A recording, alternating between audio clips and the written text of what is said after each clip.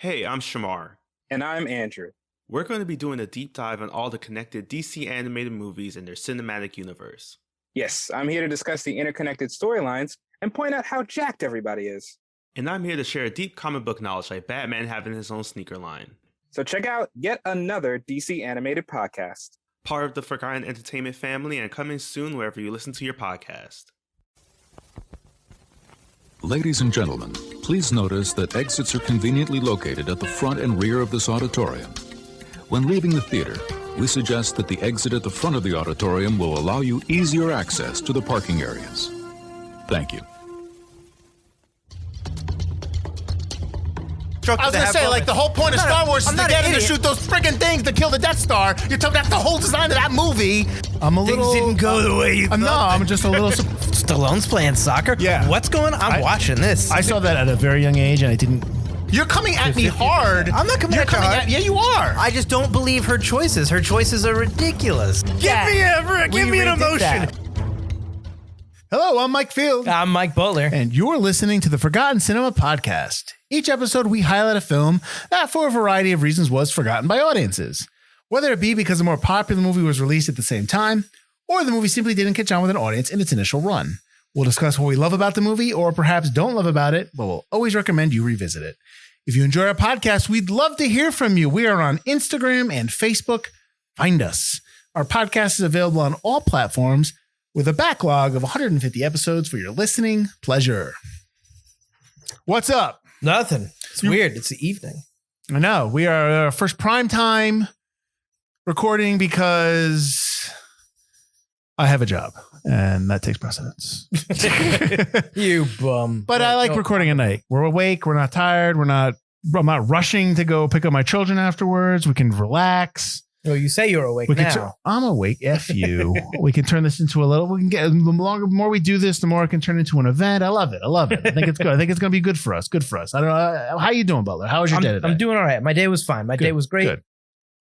I'd watched one of our movies earlier. It was actually nice to kind of watch a movie during the day. True. But what are we doing right now? We are doing The Paper Chase, not the television show The Paper Chase. Correct. Which ran for 3 non-consecutive seasons. Correct. But 1973's The Paper Chase.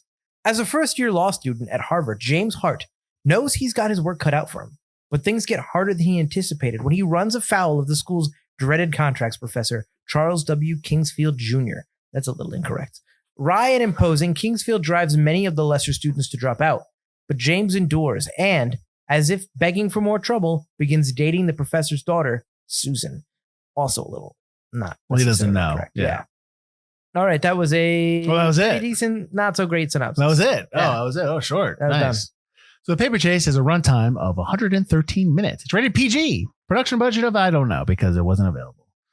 Opening weekend it did, I don't know, because it wasn't available. Domestic, I don't know, because it wasn't available. But worldwide was, and that was 3.6 million. So take it for what it is. It's a 1973 film. Its release date was October 16th, 1973. That's a Tuesday. So again, I don't even know if that's right. So I've got my, let's just say sometime in October it came out. Production. Maybe it opened during like a film festival. I looked. It knows? said release. These older films, they're just. You don't know. Yeah, you can't really figure that out. So you just kind of go with it. Production company and distributor was the same. It was 20th Century Fox. Remember 20th Century Fox? It's now 20th Century Studios. Disney. So in terms of like what came out on that weekend or around that time, like I don't know if you've listened to our other episodes where we talk about older films. This is going to seem familiar. It's not really like it is now where there's like 4 or 5 movies a weekend. And, it's not like that at all. So what I have here is on the 16th, we had The Way We Were, which is the same day. Okay. The next big movie I have that was after it was November 10th, which was The Iceman Cometh. And then after that, you're looking at December 5th, which was Serpico, Al Pacino film. And then the week before, a couple weeks before, the October 2nd, you had Mean Streets, the Marty Scorsese film. So again, older films back then come out differently. They're in the theaters longer. There's not as many films. It is what it is. That's how it is back in the day. I didn't know Mean Streets was that old. Oh yeah, that's just.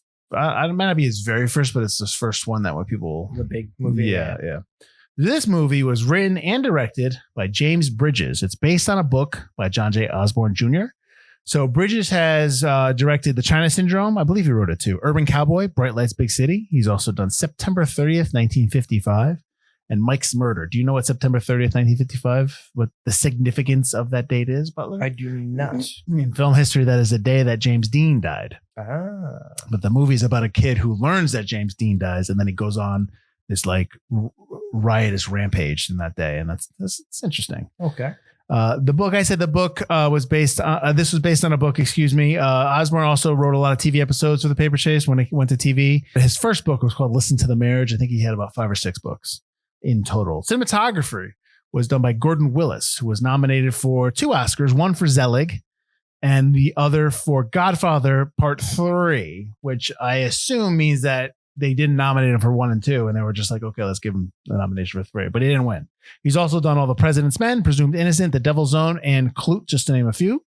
Cinematographers who are into cinematography know who Gordon Willis is. I was having a conversation with my buddy about Willis today, about how he was like the father or the forefather of, the kind of the dark and gritty nature you see now.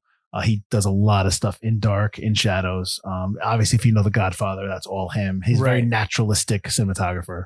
If that's what you're into, I suggest you check out his work. Composer was John Williams. I don't know if you guys have heard of him. He's done anything Spielberg at this point, Superman and Star Wars, and name a few. He's everywhere. Harry Potter.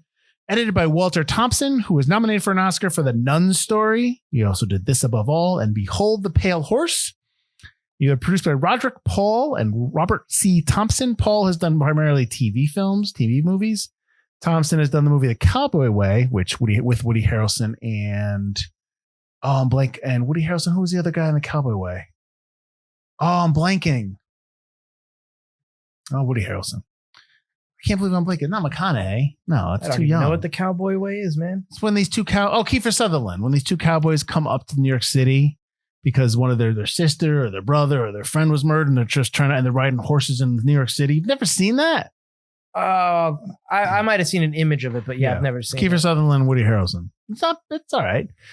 Thompson has also produced the TV show The Greatest American Hero. So believe it or not, I'm walking on air. I never thought I could be so free. I think it's Feel. Flying away on a wing and a prayer. Who could it be? Believe it or not, it's just me. Nice. Now let's do the George Costanza phone message. Do you remember that? Believe it or not, George isn't at home. Leave a message at the beep. I must be out. All right, pick up the phone. Where could I be? Believe it or not, I'm not home. There you go. I can't believe you don't know that. I can't believe I know that. I remember. I just didn't remember all the words. There's a possibility that whole thing could be cut, but if it's not, awesome. Timothy, that ain't getting cut. Timothy Bottoms as James Hart, the lead character. He's in The Last Picture Show, the movie Elephant, and Johnny Got His Gun. Lindsay Wagner as Susan Kingsfield Fields, if you will. No relation, obviously, because there's an S. She is more notably known as the Bionic Woman on the TV show The Bionic Woman. She's also in the movie Nighthawks, and I don't watch this show. I know you kind of did on Sci-Fi. I watched on the first season, Warehouse 13. She had like a 6-episode stint on Warehouse 13. I don't know. Did she? Yeah. I watched some of Warehouse 13, but not a lot of it. I think you watched more than me. Oh, yeah. John Houseman as Charles Kingsfield. He was nominated for an Oscar for Julius Caesar. He's also in the 1964 movie 7 Days in May and the 1975 movie Rollerball, but he actually won the Oscar for his role in this film, The Paper Chase. Is he in also 3 Nights of the Condor? He is. Which we did. 3 Days of the Condor. 3 Days of the 3 Nights Condor. must be the sequel I'm aware of. 3 Days of the Condor, which we did on this podcast. He's also in The Fog. I didn't realize he was the guy in the beginning of The Fog. I saw that, yeah. And if you are a child of the 80s, he's from the Smith Barney commercials. Do you remember those commercials? No, you went over this when we did. Yeah. I used to always stupidly think it was the E.F. Hutton commercials, but no, it was a Smith Barney. Smith Barney. They make money the old-fashioned way. They earn it. Watch those commercials on YouTube. They're funny. Anyways, Graham Beckel as Franklin Ford. He is from L.A. Confidential. Chud. Do you know what Chud stands for? Creatures. I used to know what it meant. I think it's cannibalistic humanoid underdwellers. Yes. He's also in Brokeback Mountain. James Naughton as Kevin Books.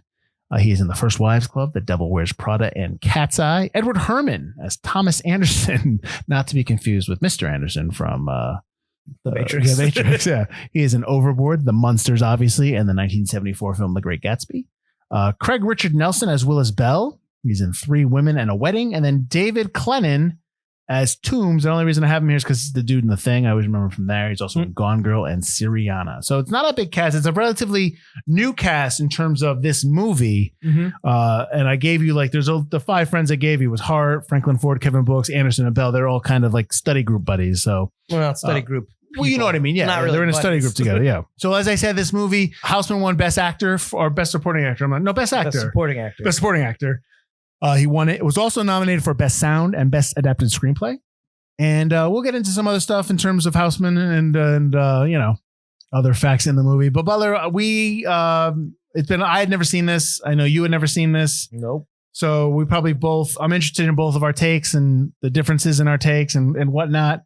I have talked too much, so I'm going to leave the floor to you, and you tell me kind of your initial thoughts about the film, and then maybe I'll filter in. My initial thoughts on the film is, who is this film for? It's clearly for law school students. This film has no plot whatsoever, really, to speak of, or a very thin plot. It's basically just, here's this kid's first year at law school. Don't you know the exact way he feels? It's like, no, I don't. I don't connect with this character at all because it's going through a very unique experience. And I think that it really is geared toward law school students, and I don't think they do a very good job at bringing anyone in who might not have had that same experience. I think it is a very well done movie. I think it's very well acted. I think Timothy Bottoms does great as Hart, but I also think that I don't relate to him at all because I don't understand what he's going through, and he's not really going through much because he both simultaneously gets it and kind of is having a more or less easy time of it than the rest of his students, but also at the same time talks about how he's losing his mind. And I just think that story-wise, I think it's a well-made movie, but has a very light, I guess, story to go by. It's just something I couldn't really connect with. Okay. Well, Osborne actually wrote this film as a third-year law student in Harvard. No shit. Okay. So that makes sense what you're saying there. You know what? I usually do this towards the end, but since you talked about who's this movie for, let's go into some critics' reactions. So Vincent Canby wrote that the film goes slowly soft like a waxwork on a hot day, losing the shape and substance that at the beginning have rightfully engaged our attention. It takes a long while for the paper chase to disintegrate, and there are some funny, intelligent sequences along the way, but by the end, it is melted into a blob of cliches. Yeah, I don't disagree. Jay Cox says that this movie has some incidental pleasures and insights and a great deal of silliness. Do you think there's a great deal of silliness in this film? I think there's a little bit of silliness in Right. there that like wouldn't necessarily happen, but for the most part, Yeah. So I'm gonna give you one last one. This is somebody who liked the film. This is really the only serious flick about law school life. It's brooding and intense, perfectly capturing the dynamic between law professor and student. The movie is worth watching just for actor John Houseman's Academy Award-winning performance as Professor Kingsfield. Every school still has a professor that knows how to absolutely terrify the 1Ls. And this is from Richard the Hammer Helmholtz from, I believe he's from Chicago, some Chicago paper. These are older. sounds like someone who went to law school. Yeah. So, that's I understand what you're a saying. very niche market there. Yeah. I think as I was watching this film, I thought it was slow to start and I had a really tough time to kind of engage and get into it. As it went, I started to dig a few things. I started to, engage a little bit more with the characters. I really kind of like how it started off with your title character just getting embarrassed at the beginning of the movie. Whereas kind of what I'm used to now, or what maybe modern filmgoers are used to now is, you see the villain or the professor who's the antagonist dressed down like a weaker person. And then, and then the protagonist steps in, but this is actually the protagonist and he has to come back from that, which I thought I thought that was very interesting in terms of Hart's character. And you always think he's down, but always comes back. He's determined to do well. You think he's the weakest of the bunch, but he's the strongest of the bunch. See, I don't think they do a good job at that, of showing him as the weakest of the bunch. Because I think he picks himself up pretty quickly. Okay. And then always just complains that he's the weakest of the bunch. Well, he definitely has a lot of self-esteem issues, He's which I'm definitely- sure a yeah. lot of 1Ls or first year law students have. Don't call That's them why I'm just 1Ls. going by the thing. I'm going by the terminology. This is how we speak, brother. So I'm sure that's something that is rampant throughout first year law students. Low self-esteem, don't believe in themselves. Sure. I mean, I got towards the end, obviously, when you have the character of Books, who he tries to kill himself. You never see it, Right? But I got a very Dead Poet Society vibe going on at some point. Sure. With even though these people were friends, the study group of people were friends, but they're not friends. They're bickering and they kind of break up a little. A couple of them are friends, but the rest of them are kind of just these inhuman, just. Well, you're talking about Bell. know-it-all. You're talking about Bell. Bell for sure. Yeah. At first, you get the idea. I mean, Tom Anderson is kind of that way, but he is friendly. He's just kind of a snooty douche. Yeah. And Ford actually appears that way at the beginning, but Ford actually lightens up pretty well toward the end and kind of opens up to the group. Right. I think becomes more of a friend to everybody. Ford is Hart. It's almost like Hart's a leader in terms of, because I want to say he's the one who worked hardest. He's the smartest. He's the one that, he leads by example. Ford is somebody I think who would lead by, leading men, like being somebody who take charge, get everyone together. He's the one that forms the study group. He's the one that gets everyone to rally around him, stuff like that. And when at the end, when Hart goes to Ford, it's like, I'm getting out of here. Everyone's cracking. Do you want to come with me? He's like, absolutely. Like you know what I mean? Like, I think so they're two leaders in different ways. And I think the poster, if you remember the poster's got he could be the president of the United States, Secretary of State, or drop it. I think that's very true. I think you have men who are, or people, not just men, because there's women in the class, which not until an hour and 40 minutes in does you realize there's a woman in the class because she answers a question. I saw they're peppered throughout. They were in, but they weren't. They didn't have any voice. There's no woman who had a voice, but they're people that could be these leaders. They're at the precipice of greatness, right? So one to of say. the greatest law schools in the country, or they're going to be complete failures because they're going to flunk out. I think that's a valid point to make on the poster, and when you're watching the film, you get that because Bell comes off as. He's the big guy. He's always ripping. He's calling everybody a pimp. I don't know why. I hate that. Yeah. That whole thing of just like pimp. Say pimp one more time. Say pimp one more time. You pimp. It's like, I can't think of a better swear word like pimp. Come on. Well, it's PG. So Sweet I think they couldn't go. I think they didn't want to go R because there's no PG-13 at this point. I think even people in 1973 would go pimp. What are you even like? You're a pimp. You're all pimps. But then at the end, he gets his comeuppance. He's like, "Come on, help me out! I've got my outline here." Yeah. He just drops it. 800 pages. That's awesome. I was I'm like, gonna publish it. It's better than the course. Here I'm going. Like, you wrote all that? Why? There's got to be pages you're just scribbling. What did you think of Susan's character? Because they make a big deal out of her in every synopsis I read for this, that she is the daughter of Kingsfield, but it doesn't ever really matter. It doesn't. There is no. You get the sense that he knows that they're dating, or he doesn't care. Right. I don't know. And because there's a time where he's calling on everybody in the classroom around Hart, but not Hart. Right. And you get like he knows, and like you never really get that. Does he know? You don't know. Who knows? Maybe we're supposed to think he knows. I don't know. She's all right. She's just. I don't know. He's, is there some, they're going to be together after this? Probably not. You know what I mean? It's like a first year law. Yeah. love. It doesn't really seem like they don't really have much chemistry. Right. I don't like all he does is talk about school and her father. Like she says, I don't want to hear about my father anymore. Right. But then that's what she talks about too. And it's just like, okay, all you do is complain to her. That's all we get. Like all she is a sounding board for the audience, for him to complain to the audience. Almost. Right. And she doesn't want to hear about her father. She doesn't, she resents her dad, but she's living with her dad right now because her marriage is falling apart, and right. Her father is her divorce lawyer. So he is setting up her case. Like so she's reliant on him. So it's not, she's kind of an untrustworthy.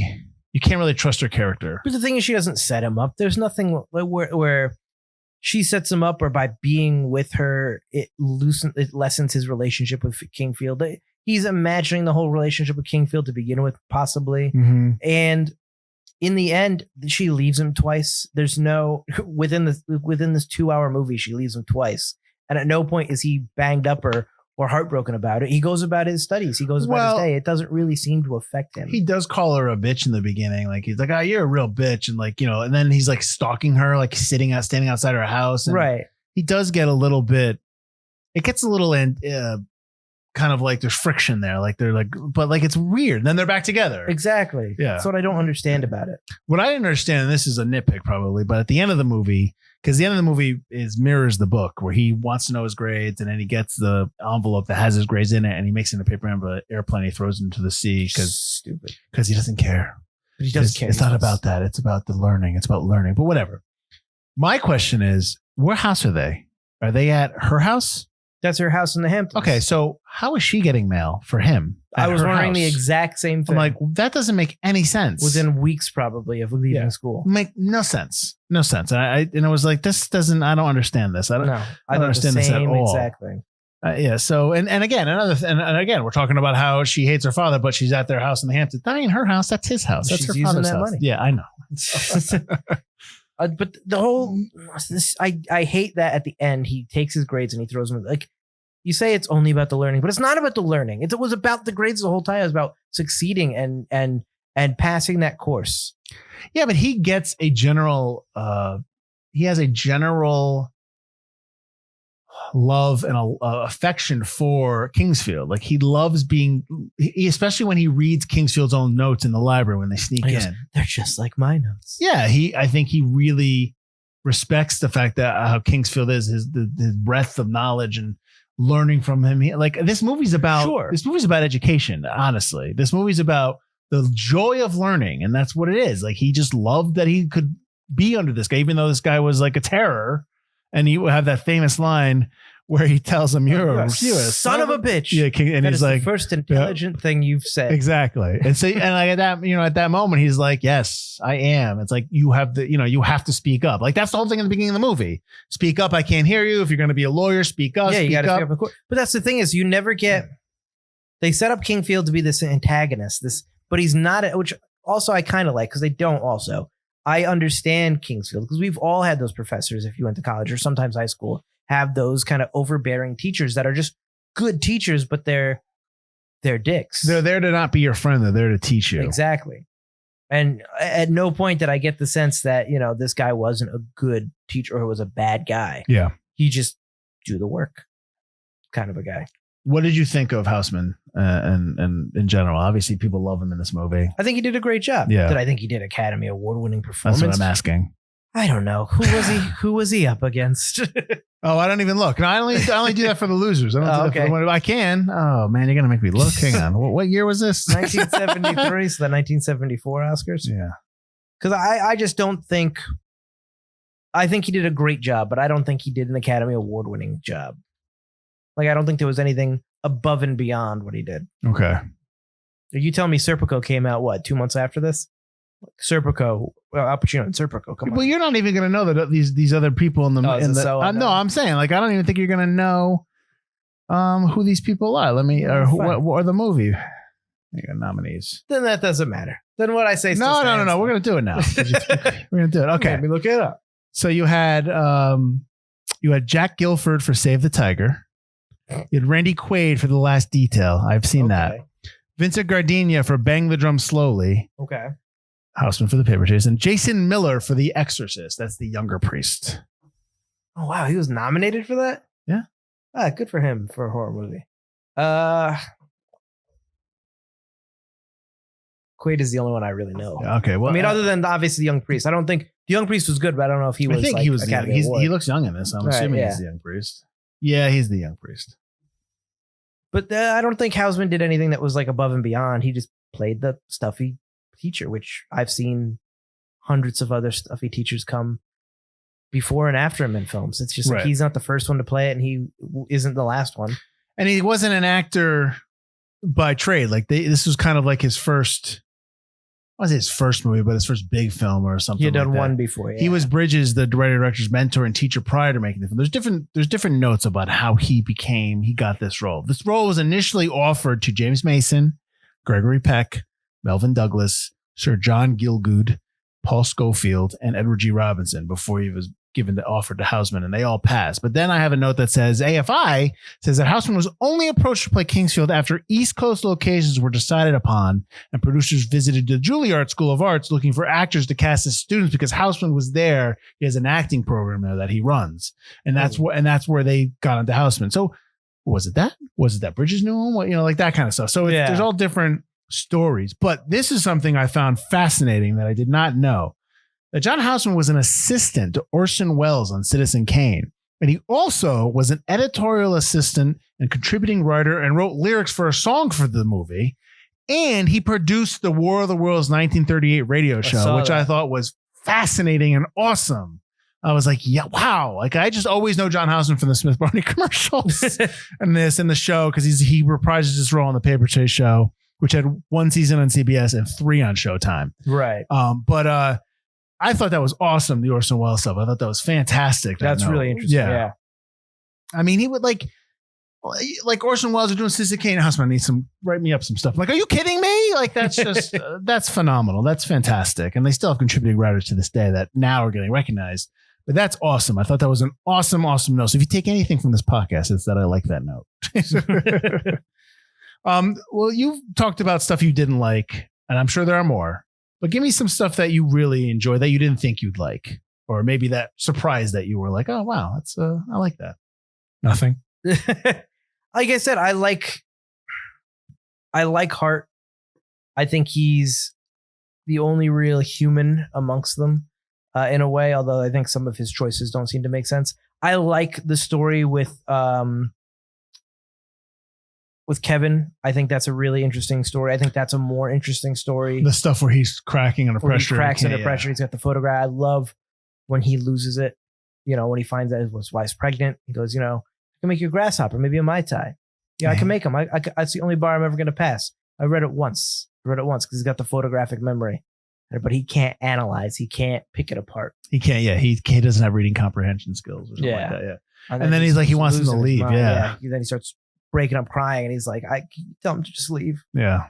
And then Hart's late for his birthday party. He comes in. He forgot about it. And he's already an hour late or 2 hours late. No one else in the study group wants to go anyway because they're not friends. Yeah. And he shows up, and he tried to off himself with a rifle. But was it the rifle, or did he have a gun, like a regular? No, it was a rifle because she hands him. But you don't ever see it. You only see the stock of the rifle. And that's the thing too. They never showed how he attempted. Like, I kind of wanted to see, how did he attempt to kill himself? Like, what actually happened? And then she walked in on it and he couldn't do it. That's what I imagined. Yeah. I guess. Here's my other question: do they only take one class? Do they not have any other classes? You just don't see it. But no, they all take in different classes because each study group has to present outlines from other classes. Okay. Hart was doing contracts, which is what Houseman taught. Okay. The other ones were criminal law. But you never saw those other classes. You never saw the other classes. Which teacher. Do you think that would? Did you like that choice? I do, because I think that would just spread it out too much. I don't need to see the other teachers. Gotcha. Then that's a whole thing. Mm-hmm. This at least keeps it concentrated within one thing. Mm-hmm. How about at the party when he first sees Susan and they go outside to talk, and then she walks in, and like there's like all these creepy dudes just kind of like staring at her as she walks in. Like, guys, relax, calm down. All right. One lady. Did you like that seating chart? I thought the seating chart was interesting. Like, am I to believe that Kingsfield's the type of person that gets pictures of all the students, cuts them out as he's doing like a paper mache, and pastes them on this giant thing? Chart? Yeah. No, I don't believe that he's doing that. I can't see that happening. Yeah. But then again, I don't know how things were in 1973. Maybe somebody makes that for you. I would like assigned seating in my college. I know that when you came into a lecture class, you sat where the hell you wanted to. Do you think they had TAs in the 70s? You see some TAs handing out the booklets and stuff, and I imagine for sure there were TAs for master classes like law school and stuff like that. Mm-hmm. So this took place at Harvard, but most of the campus scenes were shot at the University of Toronto. Harvard only gave them 3 days to shoot stuff because Harvard had a bad experience when Love Story shot on their campus. So they were like, no, we don't want anything here. So technically you're watching the University of Toronto a lot of times on the screen. How did you think it looked visually? Not just the room, the dorms. Like, what did you think of? I mean, you can get into a little Gordon Willis, but what did you think of how it looked visually? I think it looked fine. I liked. I mean, it was darker, like a 70s film. It's very natural. Very naturally lit. I think that I liked that the lecture hall wasn't nice. It wasn't ornate. Mhm. You know, a lot of times you see like Harvard or Oxford, and it's these super ornate lecture halls that you're pretty sure like, I don't think a lot of these exist. This is a movie set. This is lived in. This is used, whether it be the University of Toronto or Harvard. Like, I just thought it actually looked like they went to a school to film it and didn't just build something brand new. It looked Right. like it had been used before. Yeah. The dorms were nice because they were dorms. They were small little boxes. Mhm. And I thought that was nice because that's exactly what a college dorm is. In all these other movies, you get enough room to move around, have parties. It's like they're a box. Even Yeah. if you have parties, you're squished with everybody.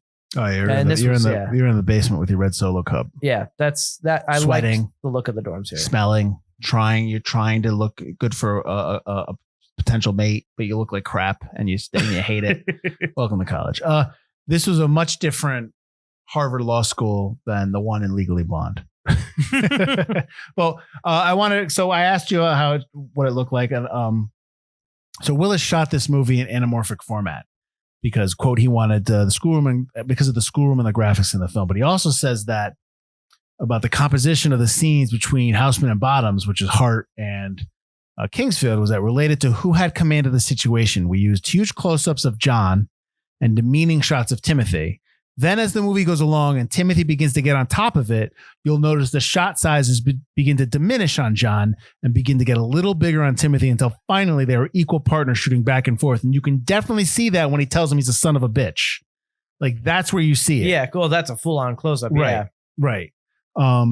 I think it's very easy to dismiss the look of the film. Not that you did this. I'm not saying you did. No, but I I'm think saying it looks right. very easy for people to dismiss the look of the film because you may think it's not exciting looking. But Gordon Willis knows what he's doing with his camera angles. And there's scenes in this movie. And one of the things I think of is when it's at night and it's dark and there's silhouette on the porch and they're talking to each other and you see the guy and you see the Philip in the background and the lake. Yeah. Like, that's a great looking scene. There's stuff he does within the darkness that was not being done back then at all.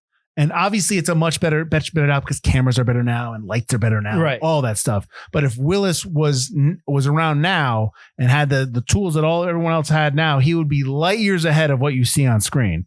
I want to make sure people understand that, you know, it may look natural, it's like that's Willis's style, but Gordon Willis is a fantastic cinematographer. And you see that, especially with his quote in terms of how he layered shots. Like I know we talk about this all the time. When you're watching films and you're watching movies, that every shot matters in a movie, Right. And it should matter. And when directors and filmmakers are doing stuff and they're not really giving attention to shots and shot looks and what they're trying to say within the frame, you get a sloppy movie and you feel it. You may not understand why you don't like the movie, but that's why. But like when you get to a movie and everything matters, you don't think Tarantino thinks about every single look on a film, every single frame. Oh, for sure. Yeah, Yeah. exactly. That's what goes into these movies because you think about these movies for 8 months before the shoot. So I think that it's that's something that within this film. And when I read that note, I was like, awesome. That's an awesome note. I like that. I definitely saw that. So you know, I get what you're saying in terms of your criticism of the story, and I agree to some extent. I also think that criticism is valid, but it's also, I wonder if we're just too young for that to understand, you know what I mean? The early 70s and filmmaking, but also school and stuff like that. And what the story they're trying to say, the drama, but I absolutely understand your criticism. I mean, I think that, you know, we know somebody went to law school and he Do always we? talked about his experience there, He's a liar. but you know, he might watch and go, oh yeah, that's exactly what it was like.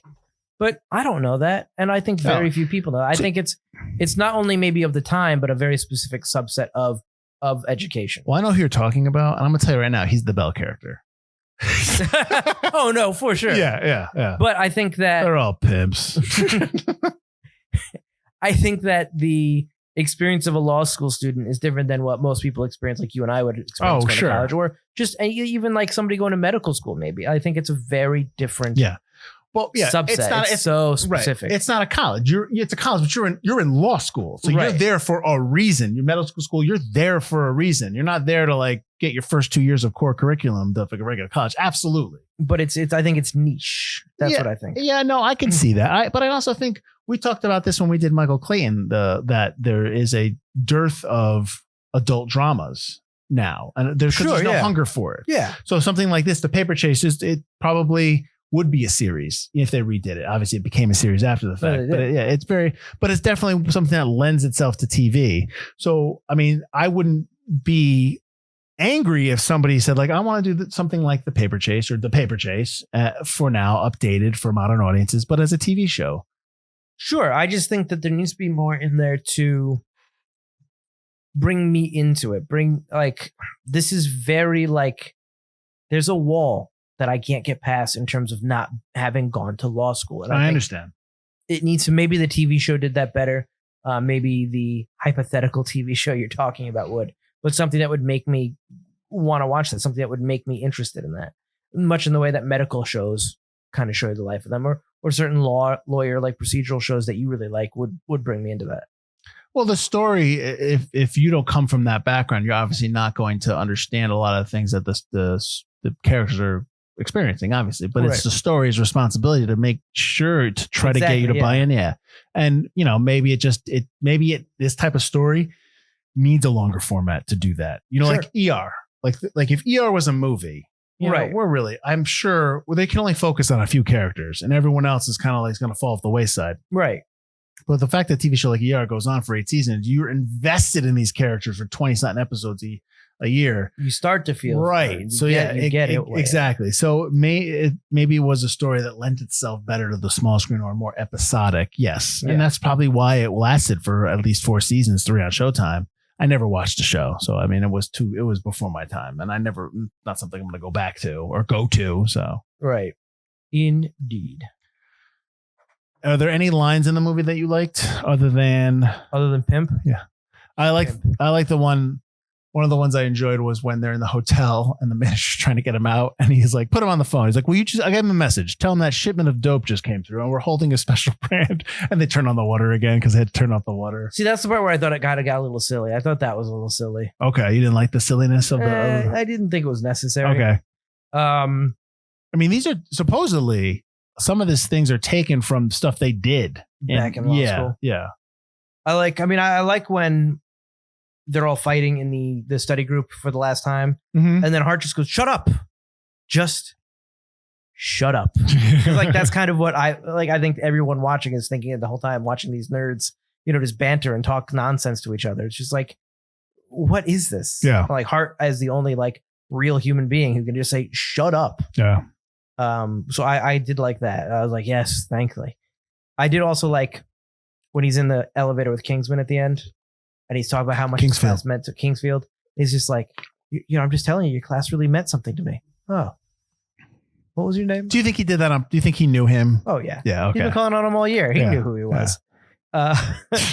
But I just think he's like, all right, well, I don't get connected with my students, so that's it. But do you think Houseman only teaches that one class? Kingsfield only teaches that one class? Kingsfield only teaches contracts? I doubt it. For first year law students? My guess would be like first years get contracts. He's got to teach other stuff. Yeah, he's going to see him again. With the president of the United States and secretary, he does more law. He's got to see him again, right? Can you in the show? I can't imagine him being a first year for all 4 seasons. How about the fact that when he's at his desk and he's got like 150 of those blue books and he's got to grade all those. I'm like, oh God, it's the job. Get a TA. Do you think we needed to see the grade?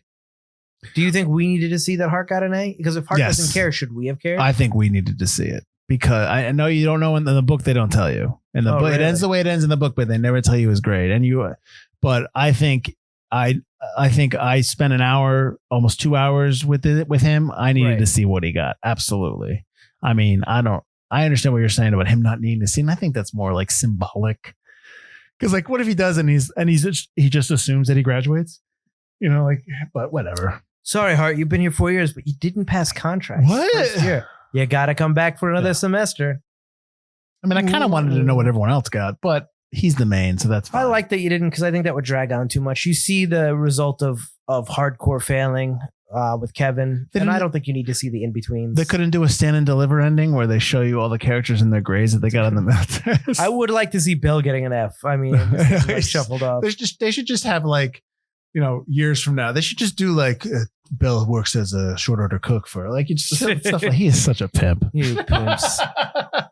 So obviously you probably wouldn't recommend this film to people. It would be tough. I mean, if you really like film and you want to watch an older film that's well made, sure, but I don't think that it's something story-wise you're going to connect with. It's just, hey, you like older films, go ahead and watch this one, I guess. But I've got a bunch of other films from the 70s. A few months later, go watch Serpico. Well, how about this? I mean, sure. If you're a law school student, absolutely watch The Paper Chase. Well, how about this? And this is putting you on the spot because I don't know the answer. But like, well, what story would you have people watch that's similar to this style of movie? Don't say Legally Blonde, but like that. Good Will Hunting. Okay, that's anything that takes place in a school, I guess. Dead Poet Society. Dead Poet Society for sure. It's just there's really School Ties. No, I'm just kidding. Animal House. Taps. This is fucking beautiful, man. Just anything that's school related, maybe that's a little bit more widespread, a little bit more general. There's a lot of college stories out there that aren't necessarily geared toward their specific major, I guess. What's the one that Picard's in? Masterminds. Never mind, I already got it. Yep, Masterminds. Sorry, now I'm on school movies. Okay, go ahead. Without Honors. Did you say that one already? I did not say Brendan Without Fraser? Honors. Yep, no. That's a little he's a bum. He's a lovable bum. He teaches them how to be. That's Harvard too. No. With honors or without honors? With honors? With honors. It's with honors. Skulls is the. Oh God, that's a horror film. I think also Harvard though. No, that the Skulls is Yale. Oh, is that his? Yeah. Okay. Yeah. Closer to home. So yeah, I don't know. I mean, like I said, it's a well-made movie, and it didn't completely lose my interest. I just didn't know who it was for, and there's a lot of issues I have with the story. But it is a really well-made film and well acted. Yeah. So, I think it's an important film that people who are. I think it's a good film to watch for storytellers to understand how to tell a story. I think it's also, I'm always a proponent of watching older films because you should see how movies were told and stories were told in the different decades because they all differ. There's all different sensibilities. I just think it's before the birth of the blockbuster with Jaws and Star Wars that are coming. So it's more of those type of films. It's after the 60s, which were wild, and it's a bit more serious. You've got movies that are the distrust of the government during that time. You got, it's just stuff like that. We talked about this with 3 Days of the Condor and The Conversation, our episodes there. So check those out. But I think I would definitely recommend people that love movies, and probably, I don't know if younger generation, unless they're into storytelling, would dig it because they're probably like yourself. They might not connect to it. Maybe the older generation that forgot about it, that hadn't seen it yet, or, oh, I remember that, that kind of thing. But sure, I hear what you're saying. It's a tough one. I can understand if people don't watch it, so that's fine. Not that I care. I mean, I guess we're kind of answering our question about why we think it's forgotten. And for that very reason, it's tough. It might not be a tough to connect kind of thing. Yeah. I wonder if more people have seen the TV show than the movie and have come at this story that way. Timothy Bottoms is also not somebody that, while he's an accomplished actor, he's not somebody that really kind of struck it big after this. The most accomplished actor from this film is Lindsay Wagner. Edward Herrmann. Edward Herrmann as well, yeah. Yeah. I mean, those are the only 2 people I recognized right off the bat without having to look them up. Right. Other than obviously John Houseman. I knew from 3 Days of the Condor because we talked about how he was in this film. Yeah. But yeah, I mean, Graham Beckel, I didn't really recognize. But you know him younger, but I know when I see his IMDb page, I'm like, oh, he grows into this guy. He stends. Yeah. In LA Confidential. He's a character actor. I thought he was in more, but he's not. But when you see him now, he's a little overweight now, and he's more recognizable. But you'll be like, I've seen that guy in this, and he's in a ton of stuff. Yeah. He's in a ton of stuff on TV too. So, but yeah, no, he's had a good little career. But yeah, no, I hear you. All right, Butler, let's wrap it up. Where can they find us? You can find us at ForgottenCinemaPodcast.com or ForgottenEntertainment.com, as we are part of the Forgotten Entertainment family. While you're there, check out all our other great podcasts and videos and stuff that we do. You can also find our podcast on Spotify, YouTube, Google, all those kind of great places. Go ahead and like, rate, review, subscribe. All that kind of stuff helps our podcast grow. And join us at the lobby, Forgotten Cinema's The Lobby on Facebook. Let us know what you thought of The Paper Chase. If you've seen it, if you saw the TV show, because neither of us saw it, so maybe we'd like to know what the differences are with the TV show to the movie. Right. Without having to watch it ourselves because we're lazy and we just don't have time for that. Yeah. Join us next week. We're going to 1982. We're going to 9 years later, after this film, into the 80s. We're going to see the Eddie Murphy debut film, 48 Hours, the movie that made him a superstar. Right? Yes, that's what I'm saying. That or Saturday Night Live, yeah? I said the movie. I didn't say the TV. Come on. Saturday Night Live is not as big as it was now as it is back then. No, but back then it was big. Not as big as... You could not leave Saturday Night Live unless you quit to go be a movie star. You couldn't just shoot movies in between. True. But anyways, 48 Hours, that's next week. Have a great week, everyone. I'm Mike Field. I'm Mike Butler. And this has been Forgotten Cinema. You pimp. You pimp. Smith Barney, pimps, they've earned it.